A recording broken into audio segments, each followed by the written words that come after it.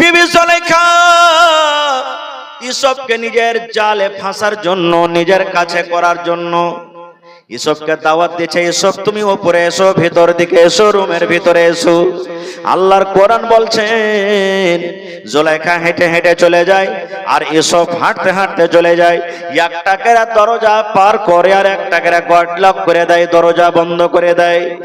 এই করতে করতে করতে করতে সমস্ত দরজা বন্ধ করতে করতে করতে করতে যখন রুমের ভিতরে চলে গেল, জুলাইখা তখন ইউসুফকে বলছে, ইউসুফ তুমি আমার মনের আশাটাকে তুমি একবার পূর্ণ করে দাও। তুমি আমার বাড়িতে এতদিন থেকে আছো, আমার সামনে তুমি ঘোরাফেরা করছো, তোমার সাথে আমার প্যার হয়ে গেছে, মোহাব্বত হয়ে গেছে, ভালোবাসা হয়েছে। তোমার কথাটা রাত দিন আমার মগজের ভিতরে ঘুরছে। তোমাকে বলে আমি ভালো করে খেতে পিনতে পারি না, তোমাকে বলে বলতে পারি না, এই জন্য তোমাকে আমি দাওয়াত দিয়েছি। তুমি লজ্জা করো না, এসো এসো, তুমি আমার বিছানাতে তুমি এসো। ইউসুফ নবী বলছেন, আল্লাহ কেমন পরীক্ষাতে তুমি ফেললে আল্লাহ আমাকে, আল্লাহ কেমন করে বাঁচবো? এই তো লক দরজা বন্ধ হয়ে গেছে, আল্লাহ লক হয়ে গেছে, কেমন করে বাঁচবো? আল্লাহ রাসূলের হাদিস আছে, আল্লাহ বাঁচিয়ে রাখে ইনশাআল্লাহ, সেটা কোনোদিন বলবো। 7 রকমের মানুষকে আল্লাহ নিজের আরশের তলাতে জায়গা দিবে। ওর মধ্যে একটা লোক হবে কি, খুব সুন্দর বেটি ছেলে আর বড় ঘরের বেটি ছেলে। যদি কোনো মানুষকে কহে যে আয় তুই আমার কাছে আয়, আর ও যদি বলে না তোর কাছে আমি যাব না, আমি আল্লাহকে দেখে ডর করি, তো রাসূল বলছেন আরশের নিচে আল্লাহকে জায়গা দিবে। সুবহানাল্লাহ, এত বড় ফজিলত। এবার এসব তখন বলছেন আল্লাহ কি করব কি করব?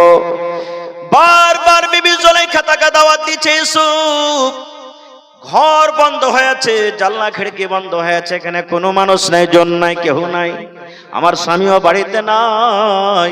ইউসুফ এসো এসো, তুমি আমার বিছানাতে তুমি একবার চলে এসো, আমার মনের আশাটাকে পূর্ণ করে দাও। এবারে ইউসুফ আলাইহিস সালাম আল্লাহর দরবারে দোয়া করছেন, এই আল্লাহ এই মুসিবত থেকে তুমি বাঁচিয়ে নাও, এই আল্লাহ তুমি এই মুসিবত থেকে আমাকে বাঁচিয়ে নাও।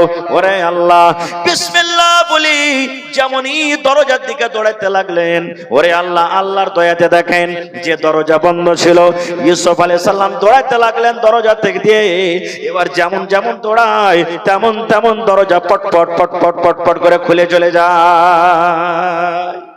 বিবি জুলাইখা যখন দেখলে যে ব্যাপার খারাপ, ই বাহিরে নামতে যেমন হাল্লা করে দিবে, আমাকে বদনাম করে দিবে, আমি বাঁচতে পারবো না খো, ই তখন ওকে ধরার জন্য পিছনে পিছনে দৌড়ায়। ইউসুফ আলাইহিস সালাম আগে আগে আর বিবি জুলাইখা পিছনে পিছনে, দৌড়াতে দৌড়াতে দৌড়াতে দৌড়াতে ঠিক শেষ হয়তো দরজা পর্যন্ত পৌঁছে গেছে। এবার বিবি জুলাইখা দৌড়াতে দৌড়াতে পিছন থেকে ইউসুফের পিরনটাকে ধরতে পেরেছি। আপনি বলেন কোন মানুষ যদি দৌড়িয়ে চলে যায় আর পিছন থেকে যদি লুঙ্গি কিংবা পায়জামা কিংবা গাঞ্জি পিরন ধরলে এবার ছিঁড়ে আসবে, হাতে না আসবে না? বলেন তো, যারা বলেন আসবে না? আসবে না। বিবি জুলাইখা যেমন ইউসুফের পিরনটাকে ধরেছে, এবার জুলাইখা তো ধরে পিছন দিকে টানছে, ইউসুফ আগে দিকে টান মারছে। এবার দুজনের লড়ালড়িতে দৌড়াতে দৌড়াতে হাতের মাথাতে কিন্তু কিছু পিরনের অংশ ছিঁড়ে গেছে। এবার যেমন দুয়ারে পৌঁছে যাওয়া, বাদশা কিন্তু এসে গেটে হাজির, দুজনই একবারে রুকে গেছে। দেখেন মায়ের লোকের কল্লা কেমন জিনিস ভাই। রাসূল বলেছেন তুমি দুনিয়া এবং মহিলা থেকে তুমি বাঁচো। এবারে বিবি জুলাইখা দেখছে আমার তো ভুল হয়ে গেছে, আমার স্বামী আমাকে দেখে নিলে আমার তো সব দোষ ঘাড়ে চলে আসবে। পেঁয়াজকে উল্টে দিলে কি বলছে জানেন? বাদশাহ যাকে তুমি বেটা বানিয়ে বাড়িতে রেখেছো, যাকে তুমি খেতে দাও, পিনতে দাও, কাপড় দাও, সব কিছু দাও, আজ তোমার বিবির উপরে হামলা করে দিয়েছে। আমি জান বাঁচিয়ে পালিয়ে এসেছি বাদশাহ, একে দেখো তুমি একে শাস্তি দাও, কঠোর থেকে কঠোর তুমি শাস্তি দাও। এরকম ছেলেকে বাড়িতে রাখা হবে না, একে বাড়ি থেকে বের করে দাও কিংবা জেল ঘরে বন্ধ করে দাও। আপনারা বলেন কার দোষ ছিল? কার দোষ? জোরে বলেন কার দোষ? বিবি জুলাইখার দোষ। কিন্তু কথাটাকে উল্টে দিলেন, বলছে বাদশাহ দেখো আমার পরে হামলা করে দিয়েছে, আমার ইজ্জতকে মার্ডার করার জন্য আমার কাছে এসেছে, একে বাড়ি থেকে হাঁকিয়ে দাও কিংবা জেল ঘরে বন্ধ করে দাও, এরকম মানুষকে বাড়িতে রাখা হবে না। এবার ইউসুফ আলাইহিস সালাম বলছেন বাদশাহ আমার পরে যেটা দাগ লাগানো হয়েছে এটা মিথ্যা, আমি একটা সাপ মানুষ, আমার কাছে এসেছে, আমি ওর কাছে যাইনি। এই যখন ভাবা চিন্তা চলতে লাগলো, বাদশাহ বলছে আল্লাহ কেমন করে কি করব? মাহালের ভিতরে বাদশাহের রাইয়তের ভিতরে একজন বুদ্ধিজীবী হুঁশিয়ার মানুষ বলছে, বাদশা ফয়সালা কিন্তু সহজ। বলছে কি? বলছে দেখো ইউসুফের পিরনটা পিছন থেকে ছিঁড়া আছে কিংবা আগা থেকে ছিঁড়া আছে। বলছে কেমন কথা? বলছে বাদশা ইউসুফের পিরন যদি পিছন থেকে ছিঁড়া থাকে, ইয়ার মানে আপনার স্ত্রী জুলাইখার দোষ, ইউসুফ পালিয়ে যাচ্ছিল পিছন থেকে ধরে টেনেছে। আর যদি আগা দিক থেকে যদি ইউসুফের যদি পিরনটা জামাটা ছিঁড়ে থাকে, ইয়ার মানে ইউসুফের দোষ, আপনার বিবি হলো সত্য। ইউসুফ পর করে হামলা করছিল আর বাঁচার জন্য আপনার স্ত্রী তার সামনে থেকে পিরনটা ছিঁড়ে দিয়েছি। এবার দেখা গেল ওরে আল্লাহ ইউসুফের পিরন কিন্তু পিছন থেকে ছিঁড়ে আছে।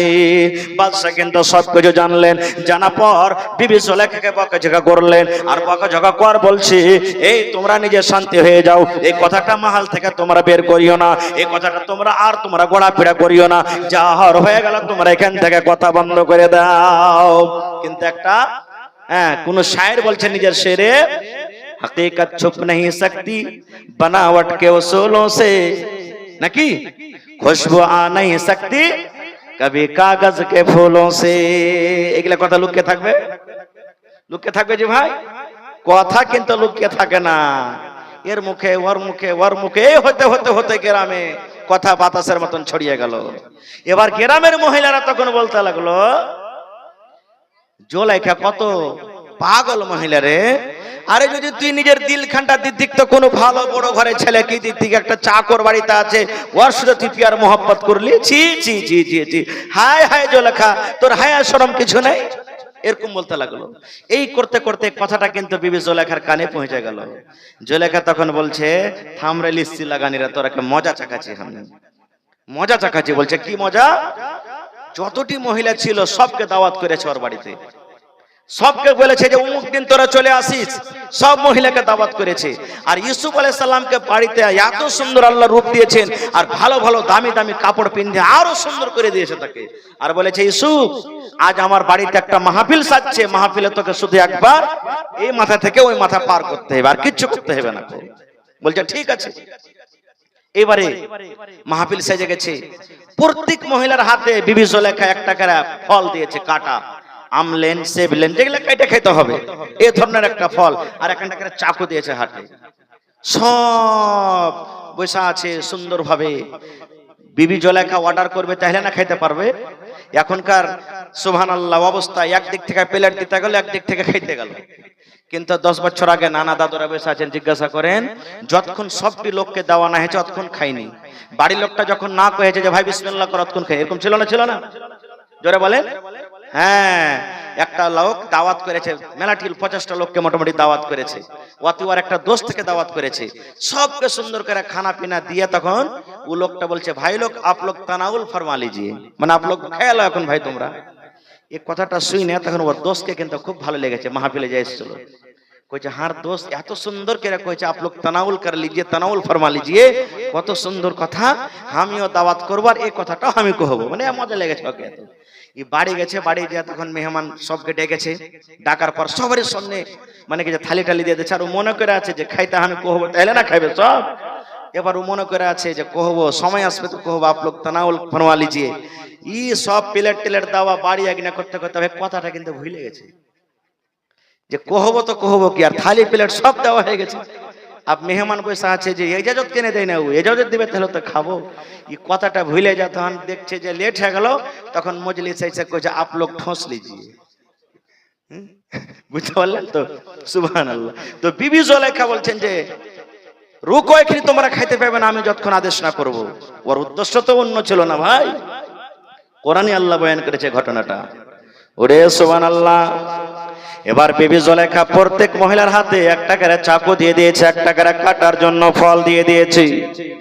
এবার বিবি জুলাইখা ইউসুফকে বলছেন ইউসুফ তুমি মজলিসে একবার চলে এসো, একবার তুমি মজলিসে এসো। এত সুন্দর সুন্দর দামি দামি আতর মাখা আছে, এত সুন্দর সুন্দর লেবাস, ওপর থেকে তো খুবই সুন্দর।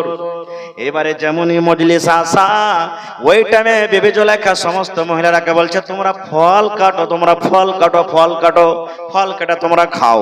এবার ফল কাটতে শুরু করেছে, আর ওই টাইম খানি এসবকে মজলিসে আনানো হয়েছে। ওরে আল্লাহ, তার রূপ তার সৌন্দর্য দেখে মহিলারা ইউসুফকে দেখে বলছেন মালাকুন কারীম, এটা মানুষ নয় রে জুলেখা, এটা হলো বুজুর্গ ফেরেশতা, এটা তো হলো বুজুর্গ ফেরেশতা, মালাকুন কারীম বুজুর্গ ফেরেশতা, সম্মানীয় ফেরেশতা। এবার তার দিকে হাত করে দেখা আছে আর ফল কাটছে। ফলকে কি কাটবে বন্ধু, নিজের নিজের লোক কেটে তারা বসে আছে। এবার লোক যখন কেটে গেল, এবার বিবি জুলেখা তখন বলছে বোন রে, আমি তোরাকে ফল কাটতে দিয়েছি, লোক কাটতে তোরা কেটে নিব রে, দেখ দেখ তোরা ফল না কেটে নিজের নিজের লোক তোরা কেটে আছিস। এবার তখন মহিলারা দেখছে হারে আমরা তো লোক কেটে দিয়েছি, আমরা তো লোক কেটে দিয়েছি। এবার বিবি জুলেখা বলছে বুবরি, তোমাদেরকে শুধু জানার জন্য দেখার জন্য আমি বিবি জুলেখা দাওয়াত করেছি।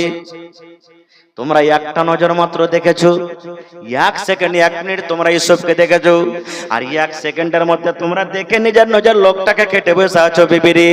তাহলে তোমরা বলো তো যে ইউসুফ আমার বাড়িতে থাকে, আমার বাড়িতে খায়, আমার সামনে ঘোরাফেরা করে, আমার মন খানা কেমন করে, আর তোমরা আমাকে রাগাছিলে একটা গোলামের পিছে পাগল হয়েছো। দেখো বুবুরে, আমি এমনি পাগল হয়ে যাইনি। ওরে সুবহানাল্লাহ। তাই কবি বলছেন হয়নি, হবে না, হতে পারে না, আমার নবীর সাথে কারো তুলনা। হয়নি, হবে না, হতে পারে না, আমার নবীর সাথে কারো তুলনা। হায়রে তুলনা তো দূরের কথা, ছায়াও মিলে না। হয়নি, হবে না, হতে পারে না, আমার নবীর সাথে কারো তুলনা। হয়নি, হবে না, হতে পারে না, আমার নবীর সাথে কারো তুলনা। ইউসুফকে দেখে যারা আঙ্গুল কেটেছে, তারা কি আমার নবীর রূপ দেখেছে? ইউসুফকে দেখে যারা আঙ্গুল কেটেছে, তারা কি আমার নবীর রূপ দেখেছে? আরে দেখতো যদি কেটে দিত, আরে দেখতো যদি কেটে দিত কলিজাখানা। হয়নি, হবে না, হতে পারে না, আমার নবীর সাথে কারো তুলনা। নারে তাকবীর। পূর্ণিমার চাঁদ কয়দিনে হয়? 14 দিনে নাকি? পূর্ণিমা, নুমা মানে চাঁদ, পুর মানে পুর, ভরা হওয়া। আপনারা বলেন তো, যদি বাদল না থাকে এই চাঁদটা টকটক করে জ্বলছে না, জ্বলে না? 14 দিনকার চাঁদ পূর্ণিমা। নবী বসে আছেন রাতের বেলাতে, আবু হুরায়রা রাদিয়াল্লাহু তাআলা একজন সাহাবী নবীর পাঞ্জরে বসে আছেন। একবার চাঁদকে দেখছে, একবার নবীর চেহারা দিকে, একবার চাঁদকে দেখছে, একবার নবীর চেহারা দিকে। 2-4 বার দেখা পর তখন নবী বলছেন তুমি এরকম কেন করছো? তুমি একবার চাঁদকে দেখছো, একবার আমাকে দেখছো। এবার সে সাহাবী বলছেন ইয়া রাসূলুল্লাহ, নবী গো, আমি পার্থক্য করতে পারি না গো নবীজি, কি 14 দিনকার চাঁদ সুন্দর, কি আপনি দয়ার নবী চাঁদের থেকে বেশি সুন্দর? আমি পার্থক্য করতে পারি না। তাই কবি বলছেন ইউসুফকে দেখে যারা আঙ্গুল কেটেছে, তারা কি আমার নবীর রূপ দেখেছে? ইউসুফকে দেখে যারা আঙ্গুল কেটেছে, তারা কি আমার নবীর রূপ দেখেছে? আরে দেখতো যদি কেটে দিত, আরে দেখতো যদি কেটে দিত কলিজাখানা।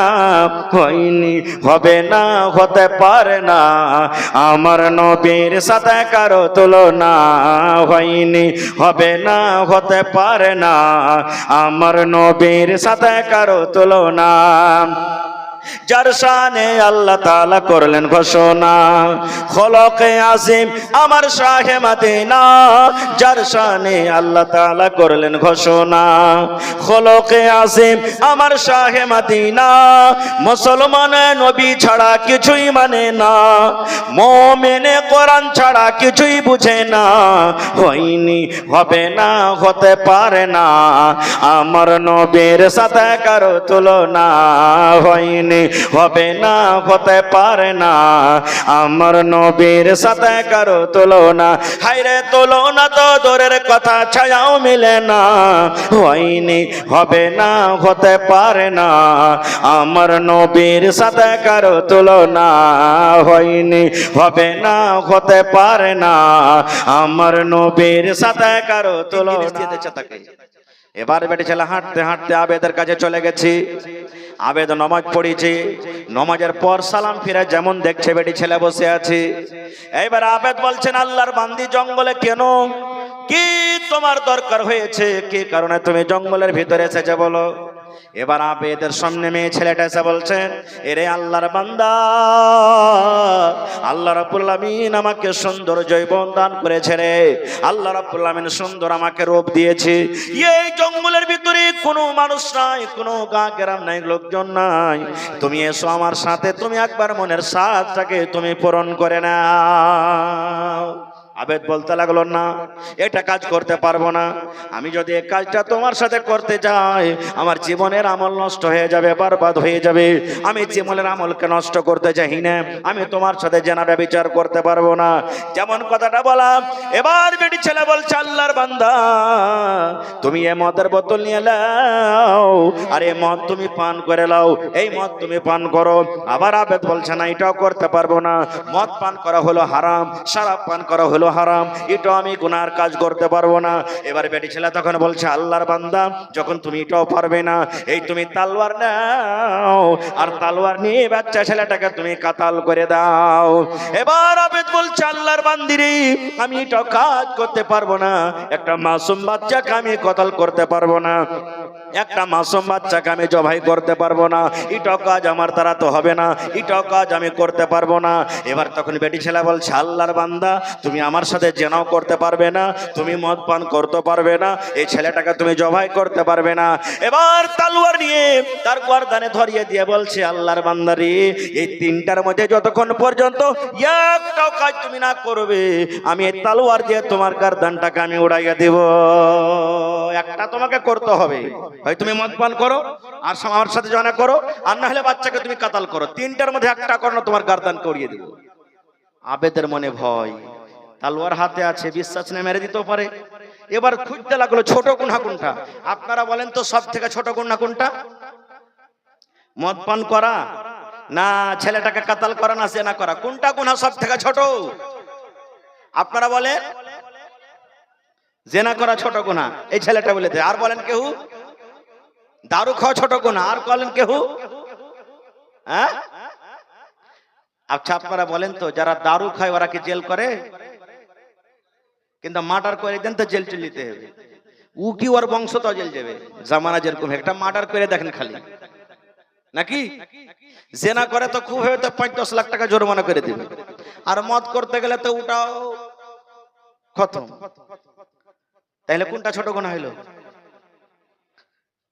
জি, মদ খাওয়াটা ছোট গুনাহ নাকি? এবার কোনটা ছোট গুনাহ শুনেন। এবার আবেদ বলতে লাগলো, আল্লাহ জান, আমাকে বাঁচাতে হবে, কিন্তু আমাকে একটা গুনাহ করতে হবে।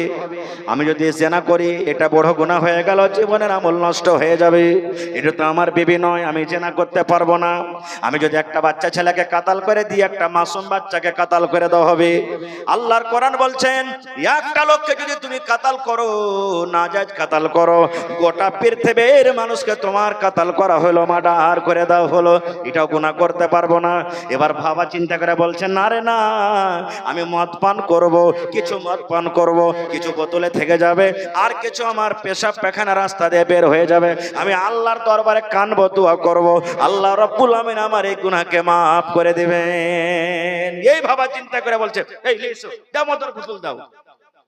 যেমন মদের বোতল নিয়ে মুখে দেওয়া, ঠক ঠক ঠক ঠক করে যেমন গেছে। বলেন নাসা লাগবে না? লাগবে না? জোরে বলেন। হ্যাঁ, যেতে কোনোদিন খাইনি ও কারো পট করে নাসা লেগে যাবে।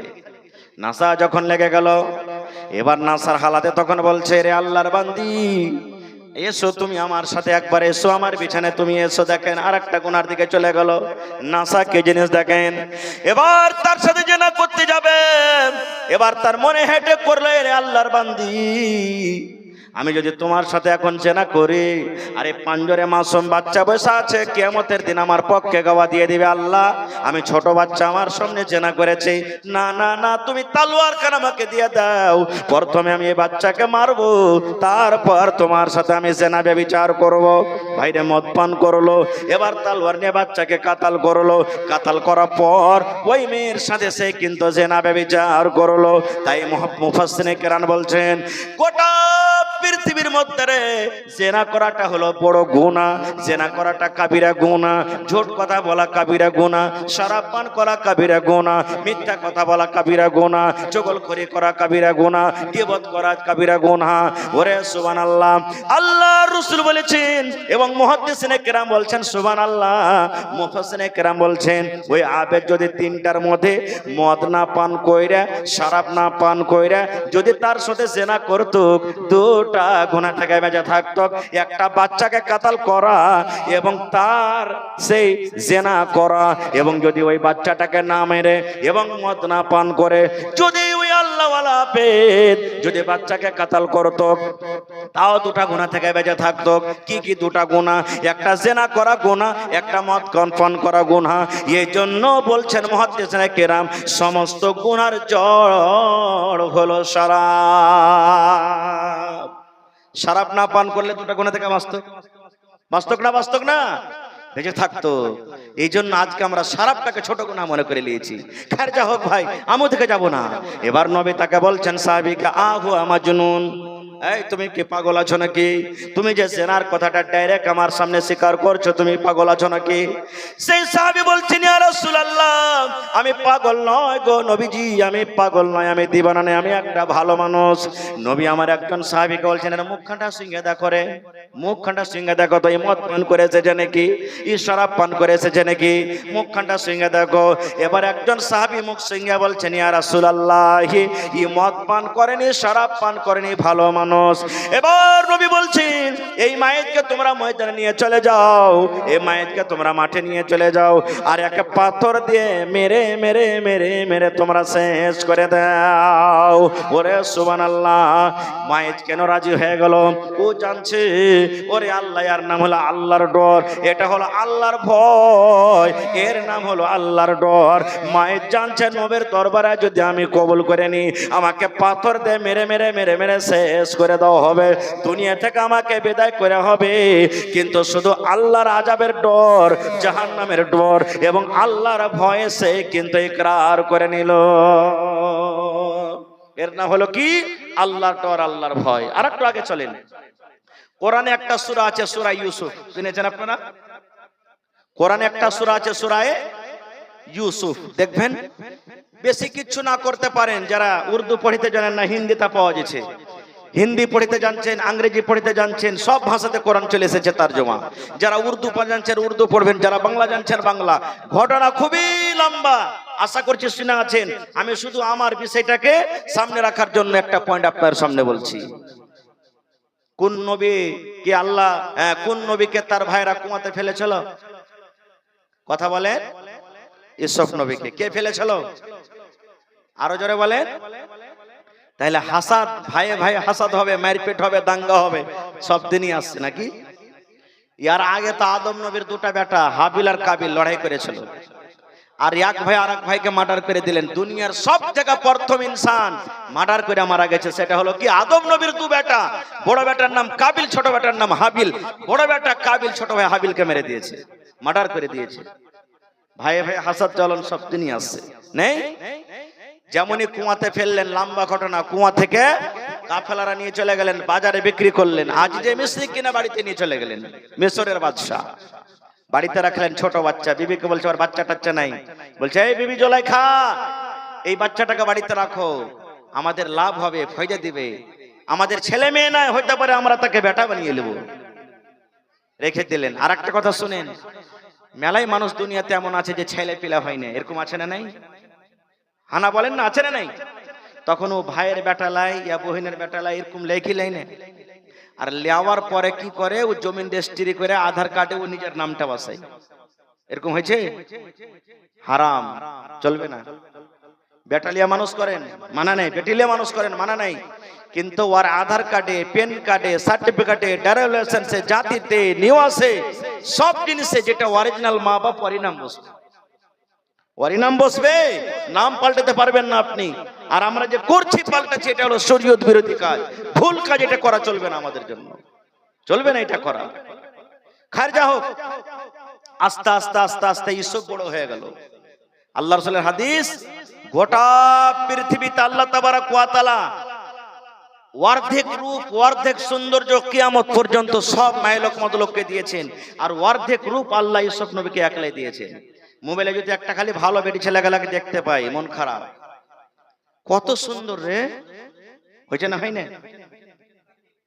আর আল্লাহ তাবারক ওয়া তাআলা ইউসুফ নবীকে এক লায়াত খালি সুন্দর দিয়েছেন, তাহলে কত সুন্দর হতে পারে বুঝে দেখেছেন? কত সুন্দর হতে পারে। ওর রূপ দেখে বিবি জুলাইখা পাগল হয়ে গেল, পাগল হয়ে গেল। কেমন করে ইউসুফকে আমার কাছে নিয়ে আসবো? সামনে সামনে ঘুরে তার বাড়িতে থাকে, খায়, পিন্ধে। জুলাইখার মন খারাপ। সূরা ইউসুফ পড়ে দেখবেন, কোনো মিথ্যা কথা বলি না। বন্ধুরে আমার, একদিনকার ঘটনা। বাদশা বাড়িতে নাই, মালিক বাড়িতে নেই, নিজের কামে কাজে গেছেন।